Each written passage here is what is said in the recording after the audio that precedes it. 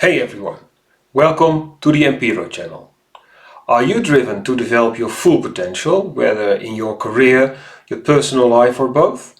This channel will be your guide, offering practical strategies and inspiration to fuel your growth journey.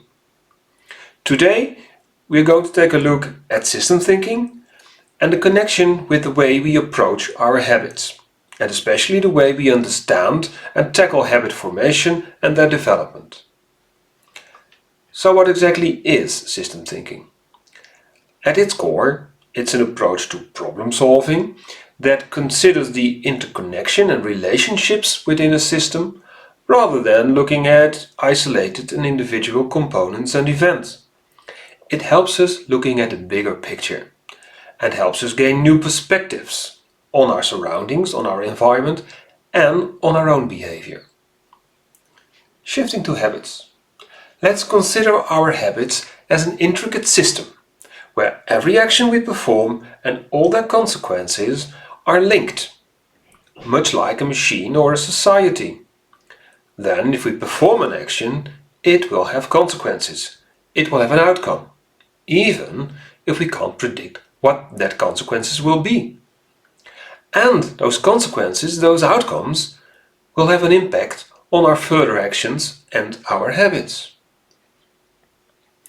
Now let's apply system thinking to our habits. There are multiple variants of people like James Clear who've written about habits and consequences, but today we'll take a look at the habit loop as popularized by Charles Duhigg. It consists of three components: the cue, the routine and the reward. And instead of looking at each component in isolation, systems thinking encourages us to see the bigger picture. Habits are not just isolated actions we perform, they are embedded in a web of interconnected factors. Picture this. The cue in the habit loop isn't just a trigger that makes us engage in the habit, it is influenced and determined by our environment, by our emotions and our social interactions. It's not just seeing a cigarette that makes us smoke. If you just have a bad experience or in a bad mood for whatever reason, the cue becomes much stronger. But if we're motivated to quit smoking, then we'll withstand the temptation. The cue will be a lot weaker. The routine isn't a standalone action, it is connected to our mindset, our skills and our motivation. So if we make the routine easier or harder to execute by having a dedicated podcasting setup, or locking our cigarettes and our lighters in a vault so we can't access them, we can influence the routine and its likelihood to be executed. Finally, the reward, the third component of the habit loop. It's not the end result, it is tied to our satisfaction, our well-being and our overall life balance. So if we create different beliefs about the actions that we perform and about their outcomes by tying them to different factors in our lives or norms that we have, then we can make the rewards even more attractive or less attractive by putting them in a negative context. For instance, smoking is not about the relaxed feeling that nicotine gives you, but about the bad smell, the bad breath you confront your environment with. How would that make you feel? Next up, feedback loops, a key concept in systems thinking and something I'll explore in a later chapter. These loops can either reinforce or dampen habits.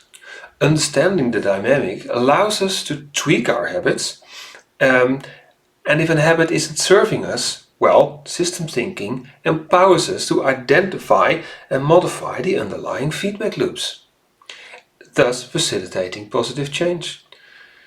It's like the example before. If you associate a bad outcome to a habit, you'll be less motivated to do something. So, the outcome and the way we think about the outcome influences the cue in the first place and either reinforces the habit, strengthening the cue, or dampening the habit by making the cue less appealing. By recognizing these interdependencies, we gain a deeper understanding of the forces at play in our habits and how we can shape them. System thinking invites us to view habit not as isolated events, but as an integral system, a larger dynamic system that we can create and refine. It basically gives us power over our habits. In conclusion, applying system thinking to habit formation unveils the intricate dance of factors shaping our behaviors. It's an empowering perspective that enables us to transform our habits in a more intentional way.